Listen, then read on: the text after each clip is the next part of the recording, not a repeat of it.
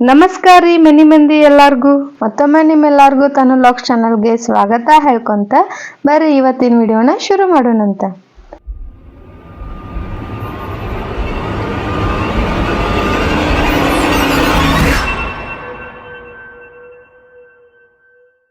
ಈ ದಿನದ ವಿಶೇಷತೆ ಏನಪ್ಪಾ ಅಂತ ಹೇಳಂದ್ರ ನವರಾತ್ರಿಯ ನವದುರ್ಗೆಯರೊಳಗ 3ನೇ ಅವತಾರದ ಬಗ್ಗೆ ಈ ದಿನ ಈ ವಿಡಿಯೋ ಒಳಗ ತಿಳ್ಕೊಂಡಂತ ಬರ್ರಿ.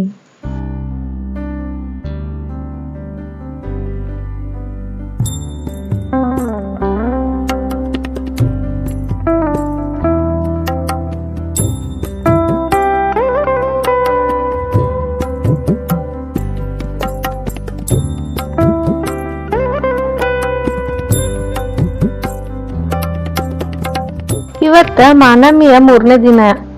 ಈ ದಿನ ದುರ್ಗಾದೇವಿಯರಲ್ಲ ಆಕಿ ಚಂದ್ರಘಂಟ ಅವತಾರವನ್ನ ತಾಳುವಂತ ದಿನ. ಈ ಹಿಂದೆ ತಾಯಿ ದುರ್ಗೆಯ 2 ಅವತಾರಗಳಾದ ಶೈಲಪುತ್ರಿ ಮತ್ತ ಬ್ರಹ್ಮಚಾರಿಣಿಯ ಅವತಾರದ ಬಗೆಗಿನ ಕಥೆ ವೃತ್ತಾಂತಗಳನ್ನ ತಿಳ್ಕೊಂಡಿರಿ.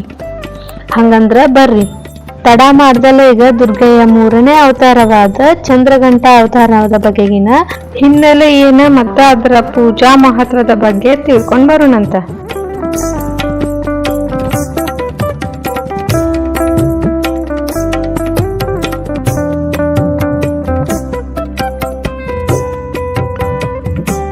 ನವರಾತ್ರಿಯ 3ನೇ ದಿನ ನವದುರ್ಗೆಯರೊಳಗ 3ನೇ ಶಕ್ತಿಯಾದ ಚಂದ್ರಘಂಟಾ ದೇವಿಯನ್ನ ಆರಾಧಿಸಲಾಗುತ್ತೆ.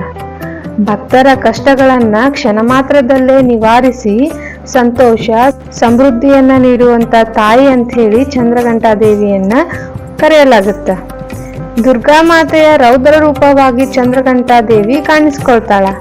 ದುಷ್ಟ ಶಕ್ತಿಗಳಿಗಂತೂ ಸಿಂಹ ಸ್ವಪ್ನವಾಗಿಯೂ ಕಾಣಿಸ್ತಾಳ.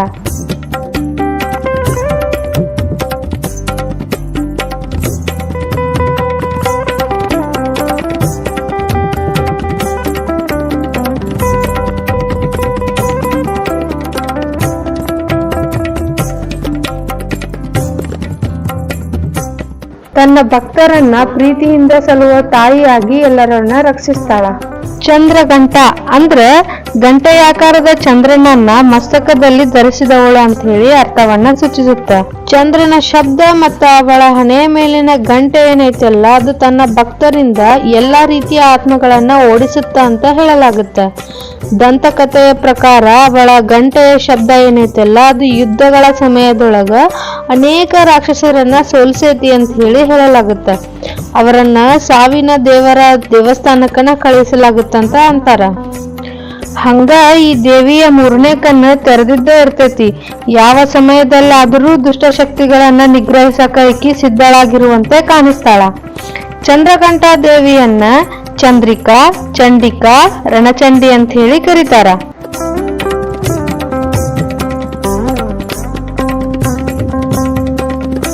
ಚಿನ್ನದ ಮೈ ಬಣ್ಣವನ್ನ ಹೊಂದಿದ್ದ ಚಂದ್ರಘಂಟಾ ದೇವಿಯು ತನ್ನ 10 ತೋಳುಗಳನ್ನ ಹೊಂದಿದ್ದು 9 ತೋಳುಗಳಲ್ಲಿ ತ್ರಿಶೂಲ, ಗದೆ, ಬಿಲ್ಲು ಬಾಣ, ಖಡ್ಗ, ಕಮಲ, ಗಂಟೆ, ಕಮಂಡಲ ಹಾಗೂ 1 ತೋಳಿನಲ್ಲಿ ಅಭಯ ಮುದ್ರೆಯಿಂದ ಸಿಂಹವಾಹಿನಿಯಾಗಿ ರೂಪ ತಾಳ್ತಾಳ.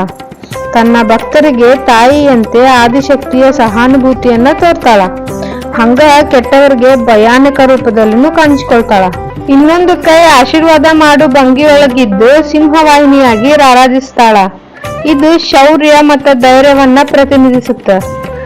ಇವಳ ಆರಾಧನೆಯಿಂದ ಸಂಪತ್ತು ಹಾಗೂ ಸಮೃದ್ಧಿಯನ್ನ ಕೂಡ ಪಡಿಬಹುದಾಗೈತಿ. ಹಂಗಂದ್ರ ಬರ್ರಿ ಇನ್ನ ತಡ ಮಾಡ್ದನ ಚಂದ್ರಘಂಟಾ ದೇವಿಯ ಪುರಾಣ ಕಥೆಯನ್ನ ಕೇಳ್ಕೊಂಡ್ ಬರೋಣಂತ. ಹಿಮವಂತ ಹಾಗೂ ಮೈನಾದೇವಿಯ ಪುತ್ರಿಯಾಗಿ ಜನಿಸಿದ್ದ ಪಾರ್ವತಿ ಶಿವನನ್ನ ಪಡೆಯಕಂತ ಹೇಳಿ ಕಠಿಣ ತಪಸ್ಸನ್ನ ಕೈಗೊಳ್ತಾಳ. ಪಾರ್ವತಿಯ ಕಠೋರ ತಪಸ್ಸನ್ನ ಮೆಚ್ಚಿದ ಶಿವ ಆಕೆಯನ್ನ ಮದ್ವೆಯಾಗಕ ಒಪ್ಕೊಳ್ತಾನ. ವಿವಾಹ ಸಂದರ್ಭದಲ್ಲಿ ಕೈಲಾಸದ ಗಣಗಳೊಂದಿಗೆ ಶಿವ ಏನ್ ಮಾಡ್ತಾನ, ಪಾರ್ವತಿಯೊಂದಿಗೆ ಅರಮನೆಯನ್ನ ಪ್ರವೇಶಿಸ್ತಾನ. ಅತಿ ಭಯಂಕರನಾಗಿ ಕಾಣುತ್ತಿದ್ದ ಶಿವನನ್ನ ನೋಡಿ ಪಾರ್ವತಿ ದೇವಿಯ ತಾಯಿ ಮೂರ್ಛೆ ಹೋಗ್ತಾಳ.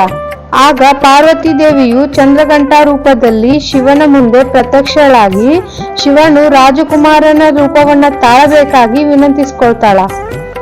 ಹಿಂಗ ಶಿವನು ಸುಂದರವರನ ರೂಪವನ್ನ ತಾಳಿ ನಂತರ ಶಿವ ಪಾರ್ವತಿಯ ಮದುವೆ ನೆರವೇರುತ್ತಂತ ಹೇಳಲಾಗುತ್ತ.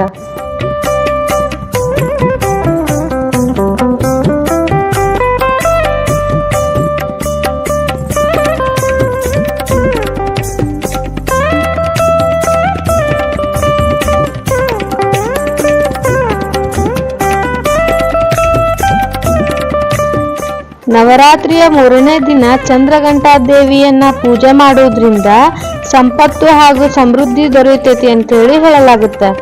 ಜೊತೆಗೆ ಮನಸ್ಸಿನಲ್ಲಿರುವ ಭಯವನ್ನೆಲ್ಲ ನಿವಾರಿಸಿ ಜೀವನದ ಮೇಲೆ ವಿಶ್ವಾಸ ಬೆಳೆಯುವಂಗ ಮಾಡ್ತಾಳ. ದೇವಿಯ ಮಸ್ತಕದಲ್ಲಿರುವ ಚಂದ್ರಘಂಟೆಯ ನಾದವು ಋಣಾತ್ಮಕ ಶಕ್ತಿ ಮತ್ತ ದುಷ್ಟಶಕ್ತಿಗಳನ್ನೆಲ್ಲ ದೂರ ಮಾಡುತ್ತ ಅಂತ ಹೇಳಲಾಗುತ್ತೆ. ಹಂಗಾಗಿ ಚಂದ್ರಘಂಟಾ ದೇವಿಯ ಪೂಜೆಯನ್ನ ಮಾಡಿದ್ರ ಮನೆಯಾಗಿರೋ ನಕಾರಾತ್ಮಕ ಶಕ್ತಿಗಳೆಲ್ಲ ದೂರಾಗಿ ಮನಸ್ಸು ಶುದ್ಧಿ ಆಗುತ್ತಂತ ಹೇಳಲಾಗುತ್ತೆ. ಜೊತೆಗೆ ಯಾರು ವ್ಯವಹಾರದಲ್ಲಿ ಹೊಸ ಹಾದಿಯಾಗ ಹೋಗಾಕ ಇಚ್ಛಿಸ್ತಾರೋ ಅವರು ಚಂದ್ರಘಂಟಾ ಪೂಜೆ ಮಾಡಿದ್ರ ಅವರು ಯಶಸ್ಸಿನ ಮೆಟ್ಟಿಲನ್ನ ಏರ್ತಾರಂತ ಹೇಳಲಾಗುತ್ತೆ. ನೀವು ಸಹ ಚಂದ್ರಘಂಟಾ ದೇವಿಯ ಪೂಜೆಯನ್ನ ಮಾಡಿ ತಾಯಿಯ ಆಶೀರ್ವಾದವನ್ನ ಪಡೆದುಕೊಳ್ಳ್ರಿ.